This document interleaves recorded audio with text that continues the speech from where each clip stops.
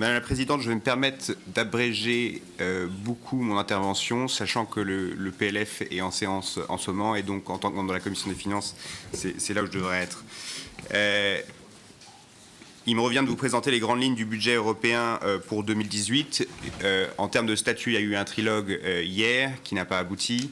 Ce texte suit les directives ou la direction qui a été présentée par le Conseil AFCO l'année dernière, ou en fin d'année dernière, en mars 2017 pour être précis, et les recommandations du Parlement européen également.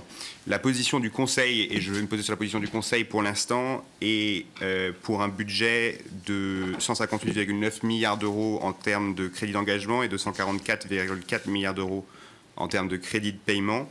Et ces montants représentent une augmentation de 0,6% en CE et de 7,4% en CP par rapport à 2017. Il faut savoir que ce budget a été développé dans un contexte d'une amélioration économique notable en Europe, notable mais pas suffisante, et aura pour priorité le renforcement de la sécurité du contrôle aux frontières et le traitement des profondes migrations. Et aura pour priorité la croissance économique et le renforcement de la sécurité et du contrôle des frontières extérieures.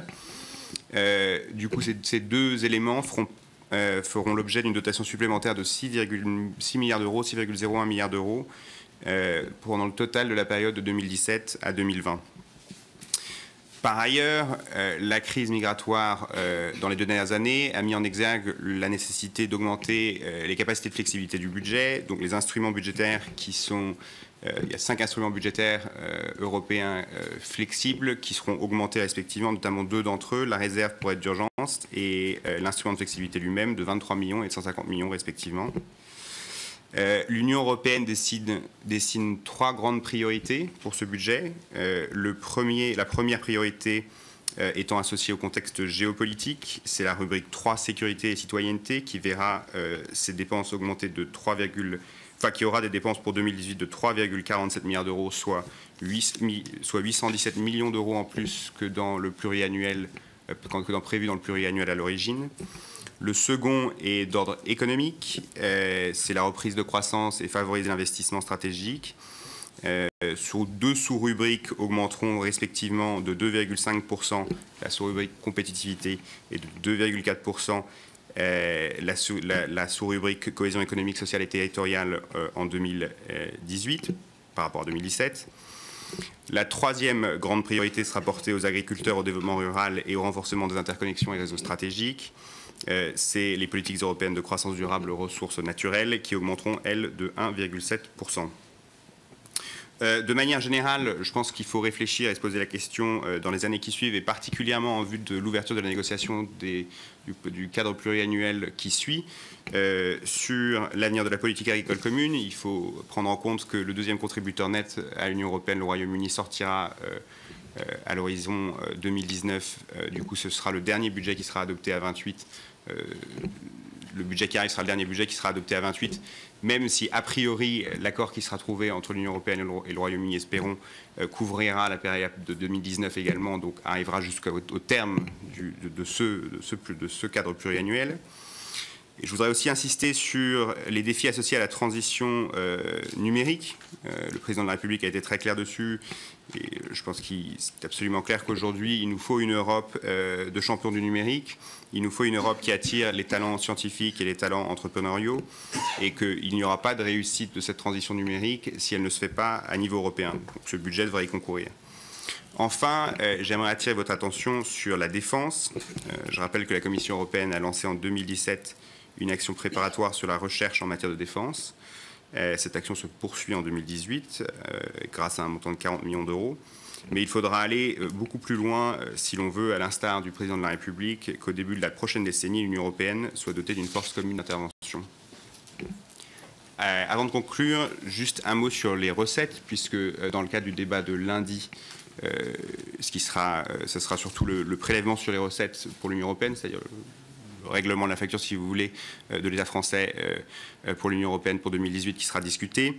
Donc elles sont divisées en deux grandes parties. La première, la ressource TVA, qui est due par chaque État et qui correspond à un versement des sommes récoltées au titre de la TVA.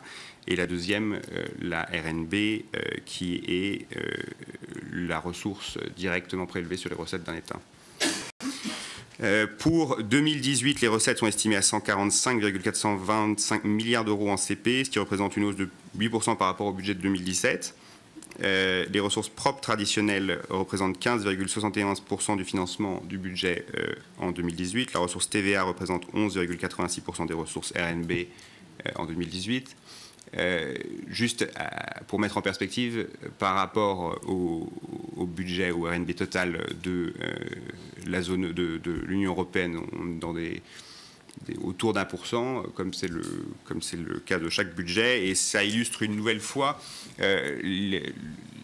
la modestie des moyens européens pour remplir toutes les fonctions différentes et variées qu'on demande aujourd'hui de l'Union européenne. Mais je pense que nous aurons l'occasion d'y revenir, comme ça a été le cas hier en séance, tard dans la nuit. Si, Monsieur Holroyd, Monsieur Gollnisch. Oui, juste une observation. Une grande ressource de l'Union européenne, c'était les droits de douane. Je veux parler des droits de douane qui sont perçus au profit de l'Union européenne s'agissant de produits en provenance des pays tiers. Mais depuis l'insertion de l'Union européenne dans l'Organisation mondiale du commerce et le prurit de traité de libre-échange qui s'en est suivi à l'échelle pratiquement mondiale, nous ne cessons de négocier ou de conclure des accords de libre-échange. On peut dire que l'Union européenne scie un peu la branche sur laquelle elle est assise en matière de recettes financières. Je ne sais pas ce qu'en pense mon ancien collègue Bourlange. Et alors, de ce fait, on voit ressurgir, comme un serpent de mer, l'idée d'un impôt européen qui, bien sûr, s'ajouterait aux impôts nationaux et contribuerait, à mon sens, à aggraver la pression fiscale déjà intolérable dans notre pays. Je pense que c'est une politique de gribouille, pour dire les choses telles qu'elles sont. Je pense qu'il y a une... Enfin, à mon sens, il y a une contradiction fondamentale, c'est que les accords commerciaux ont vocation à créer de la croissance en Europe. Or, la croissance produit après une augmentation de RNB qui est la plus grande contribution nettement au budget européen.